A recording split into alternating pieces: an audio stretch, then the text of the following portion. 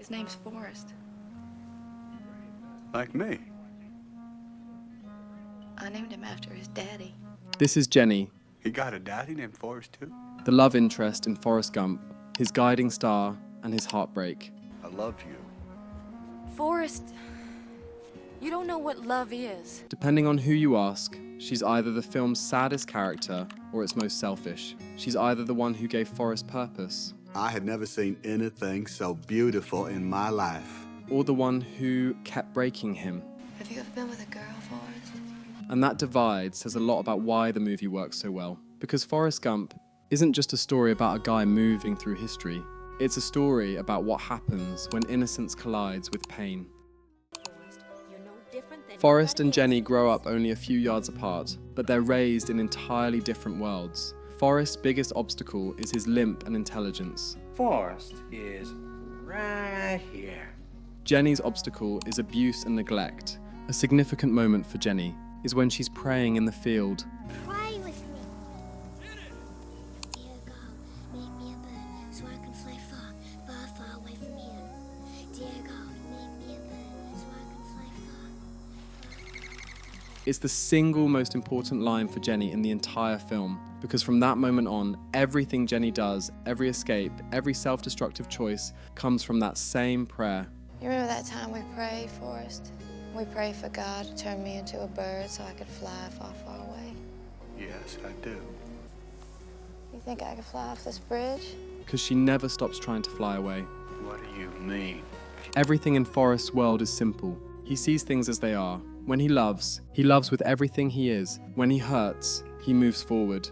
When things start to get a little confusing, he just runs. Jenny, on the other hand, lives in a world of noise. Every action she takes is tangled with fear and shame, emotions Forrest has hardly ever had to deal with. That's what makes their relationship so uncomfortable to watch. Because Forrest's love is all pure. He loves Jenny unconditionally. Will you marry me? But Jenny doesn't love herself enough to accept that. You don't want to marry me. And so every time Forrest gets close, she leaves. She spends her whole life chasing freedom, the same freedom she prayed for as a child. She runs away from home, joins the counterculture, experiments with drugs, travels, and reinvents herself again and again, chasing her version of freedom. But here's the irony. Jenny is free in every external sense, but never internally, because no matter how far she runs, she's still that little girl in the field, trying to fly away from pain instead of through it. Forrest, on the other hand, never seeks freedom, but he finds it. He doesn't chase experiences, he just lives them. He's present and grounded mentally. Jenny runs to escape her trauma. Forrest walks straight through his. And that's what the film's love story is really about. A collision between escapism and simplicity. Forrest embodies a world uncorrupted by pain. Jenny embodies a world as messy and cruel as it is. Jenny frustrated me in the beginning because Forrest is so innocent that when she hurts him, Forrest! Why'd you do that? Brought you some chocolate. I'm sorry. it feels unforgivable. I'll go back to my college now. Forrest! She leaves him. Forrest, you stay away from me, okay? You just stay away from me, please. She ignores him. Jenny, I write you all the time. She uses him. Why don't you love me, Jenny? Forrest, I do love you. And she only returns back to him when she's sick Would you marry me, Forrest? and out of options. I learned to get over these feelings because I understood that that's how it looks on the surface. But if you look closer, Jenny doesn't use Forrest, or at least she doesn't try to. She returns to him every time she's ready to feel safe again. Forrest is her anchor, her constant. But to someone who's been hurt, safety doesn't feel comforting. It feels unearned. Jenny can't stay because she doesn't believe she deserves peace. She doesn't think she deserves love that doesn't demand anything in return. Why are you so good to me?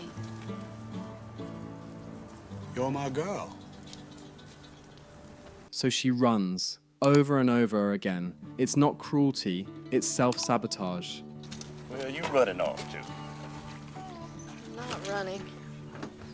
The kind trauma teaches you. When the world has only shown you love as manipulation, genuine affection feels odd. What makes their love story uncomfortable and depressing in a way? is that it breaks the moral structure we want movies to follow. We want good people to be rewarded and broken people to be redeemed. But Forrest Gump doesn't play by that rule. Forrest's goodness doesn't save Jenny. Jenny's trauma doesn't magically heal. Life moves forward, unbothered by fairness. Because in real life, love doesn't always fix people. It only offers them a place to rest. Forrest gives Jenny that place, but he can't make her stay there. And that's what makes the movie's ending both beautiful and tragic. When she finally settles down, it's not because she's healed, it's because she's tired. Or maybe it was because she was so tired because she went to bed and slept like she hadn't slept in years. And in that exhaustion, she finally lets herself love Forrest the way he always loved her. I'll take care of you if you're sick. Would you marry me, Forrest? Okay. But it's fleeting, because the world catches up to her first. One of the film's hidden strengths is how it uses time to tell their emotional story. We don't see Jenny's trauma unfold in real time. We see snapshots, moments, just like Forrest does. Because to him, love isn't measured in years. It's measured in memories. That's why Jenny's appearances are always so sudden. Jenny! She's not just a person in his life. She's the emotional rhythm of his story. She leaves, he grows. She returns, he pauses. It's like the universe reminding him what love feels like. Even when it hurts, and when she's gone for good, the movie slows down. The running stops. Forrest just sits on the bench, and time becomes memory. That's when we realize Jenny wasn't just Forrest's love interest. She was his lesson. The one that taught him life isn't about fairness or deserving. It's about love in its rawest form. There's nothing you need to do, okay? You didn't do anything wrong. Okay?